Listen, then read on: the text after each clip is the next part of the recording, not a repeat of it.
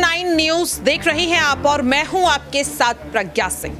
साल 2024 में लोकसभा चुनाव होने हैं, जहां एक और सभी दल तैयारियां करते हुए नजर आ रहे हैं, प्रचार प्रसार करते हुए नजर आ रहे हैं, जनता को लुभाने में इस वक्त व्यस्त हैं, तो वहीं ऐसे में आम आदमी पार्टी कहीं ना कहीं सर्वनाश की ओर बढ़ती हुई नजर आ रही है। यानी कि जिस तरीके से इस वक्त आम आदमी पार्टी पर मुसीबतों का पहाड़ टूट रहा है, या यूं कहे कि ईडी का शिकंजा अब धीरे धीरे करते हुए एक एक नेता पर कसता हुआ नजर आ रहा है। अब जिस तरीके से यहां पर पहले पूर्व स्वास्थ्य मंत्री सत्येंद्र जैन, उसके बाद दिल्ली के उप मुख्यमंत्री मनीष सिसोदिया, इसके बाद देखने को मिलता है सांसद संजय सिंह और फिर आप विधायक अमानुतुल्ला खान। ऐसे करते करते ईडी जिस स्पीड से आगे बढ़ रही है, क्या अगला नंबर अब दिल्ली के मुख्यमंत्री अरविंद केजरीवाल का तो नहीं है?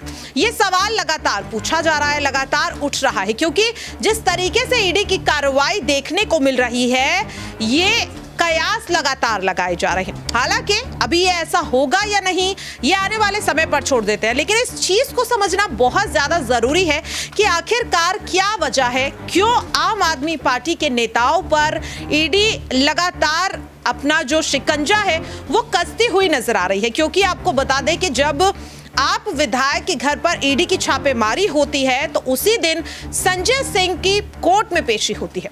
ईडी दावा करती है कि संजय सिंह के खिलाफ कई ठोस सबूत हैं, लेकिन जब सबूतों के बारे में पूछा जाता है तो रिमांड के लिए समय मांगा जाता है।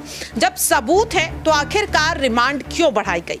वहीं दूसरी ओर संजय सिंह का यह बयान कि उनका एनकाउंटर किया जा सकता है, उनके खिलाफ साजिश रची जा रही है, ऐसे तमाम सवाल उठ रहे हैं। इसी बीच देखने को मिलता है कि दिल्ली के मुख्यमंत्री अरविंद केजरीवाल अमानुतुल्ला खान से मुलाकात करते हैं, जिसके बाद वो मीडिया से रूबरू होते हुए भी नजर आए और उन्होंने साफ तौर पर कई ऐसे बड़े मुद्दे उठाए जिनसे कहीं ना कहीं अब भारतीय जनता पार्टी पर सवाल उठ रहे हैं। क्या ईडी की कार्रवाई आम आदमी पार्टी के नेताओं पर जो हो रही है, इसमें किसी भी तरह का कोई कनेक्शन क्या भारतीय जनता पार्टी से है या नहीं?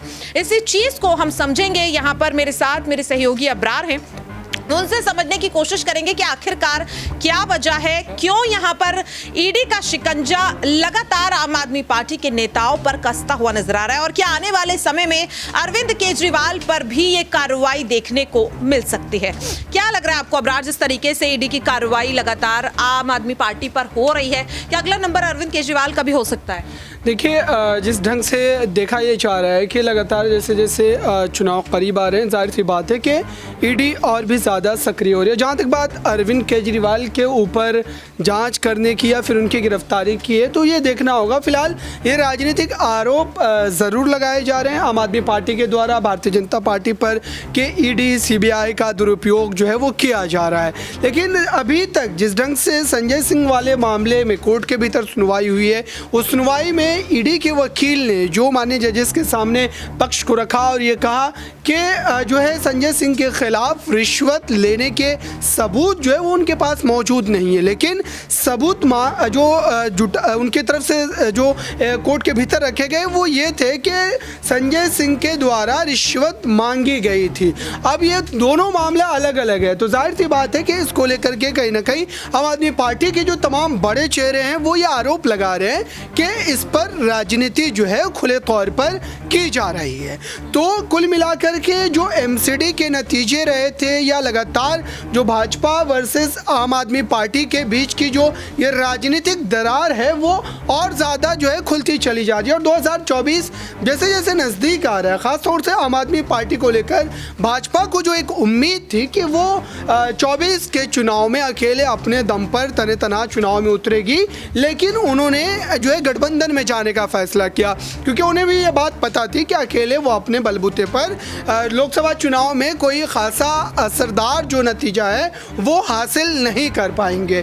तो अभी जिस ढंग से चाहे वो संजय सिंह के खिलाफ का मामला हो, अमानुतुल्ला खान के खिलाफ का मामला हो, तो ये मामले और ज़्यादा बढ़ भी सकते हैं, क्योंकि पहले भी जो भाजपा के वरिष्ठ स्पोक पर्सन की अगर बात करें, संबित पात्रा की, रविशंकर प्रसाद की, ये तमाम जो बड़े चेहरे चेहरे, उन्होंने ये बात कई बार खुल करके कहा है कि आम आदमी पार्टी के कई और बड़े चेहरे जो है इसमें संलिप्त पाए जा सकते हैं, उनके खिलाफ भी कार्रवाई की जा सकती है, क्योंकि संजय सिंह गिरफ्तार किए गए, उनके साथ जो जुड़े हुए जो लोग हैं, उनके दो जो करीबी बताए जा रहे हैं उनके, तो उनसे कई और सारी बातें निकल करके आ सकती है। और अगर वो सारी बातें निकल करके आएगी तो आम आदमी पार्टी के और कई बड़े चेहरे इसमें जो है फंसते नजर आएंगे। अब अरविंद केजरीवाल तक ये मामला पहुंच पाएगा नहीं पहुंच पाएगा ये देखना होगा, लेकिन कुल मिलाकर देखा जाए तो आम आदमी पार्टी के लिए 24 से पहले ये जो खेल है वो बहुत ज़्यादा महंगा पड़ सकता है, क्योंकि पूरी तरीके से राजनीतिक रूप से देखा जाए तो आम आदमी पार्टी को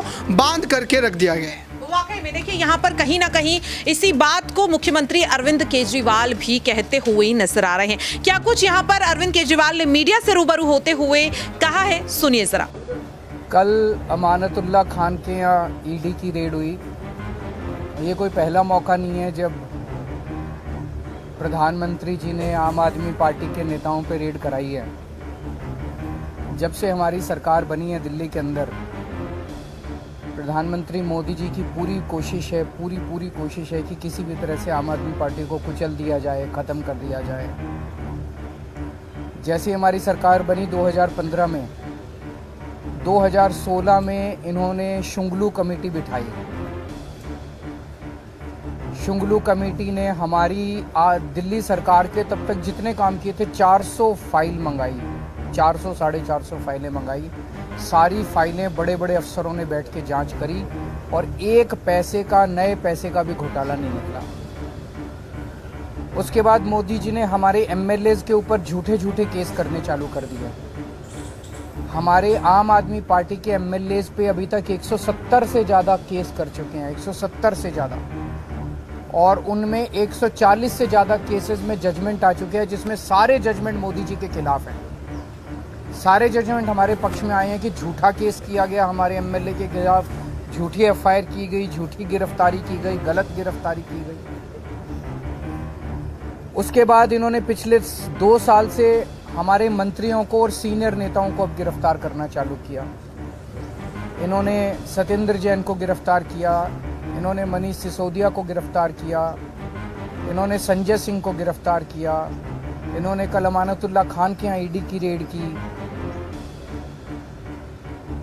मामला चूंकि कोर्ट में है, मैं सब जुडिस है, मैं ज़्यादा नहीं बोलूँगा, लेकिन अगर आपने मनीष सिसोदिया के केस में पिछले हफ्ते सुप्रीम कोर्ट में जो सुनवाई हुई, अगर आपने वो सुनवाई सुनी हो, तो जिस तरह से जज बार बार उनसे एक ही सवाल पूछ रहे थे कि कोई तो सबूत दो, कोई तो सबूत दो। इन लोगों के पास एक भी सबूत नहीं था मनीष सिसोदिया के खिलाफ।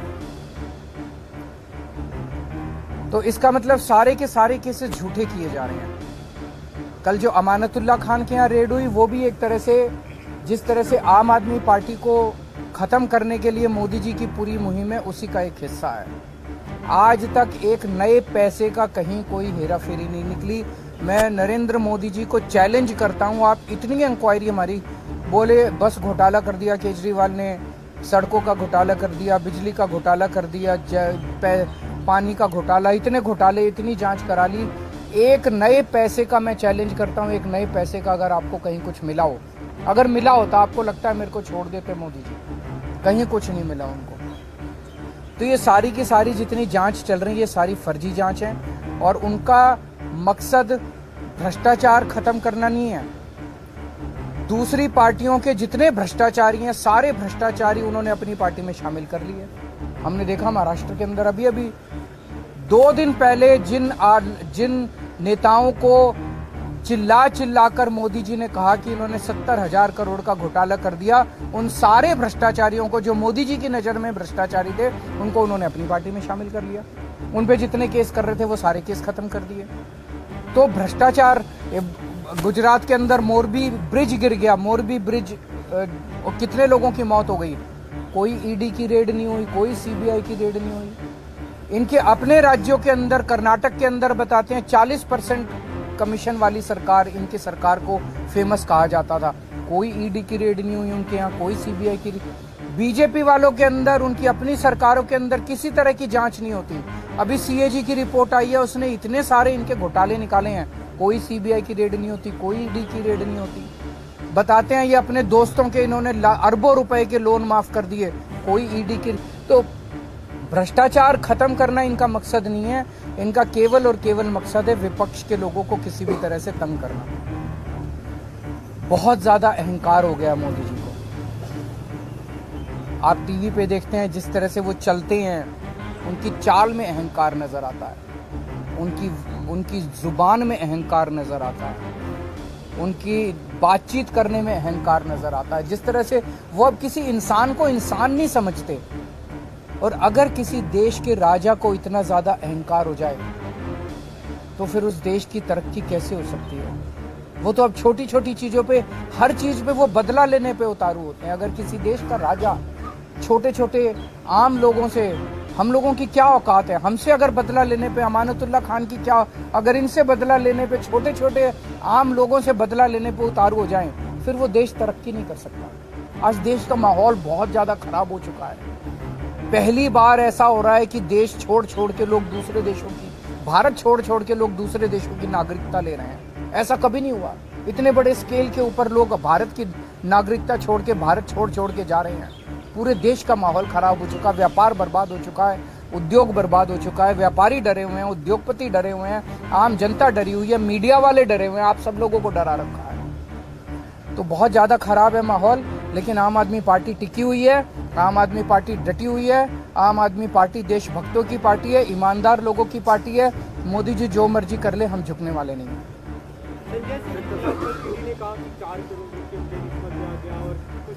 साबित तो करे। मैंने भी सुना था ईडी कोर्ट में कह रही थी कि हमारे पास सबूत तो हैं लेकिन हम दिखाएंगे नहीं।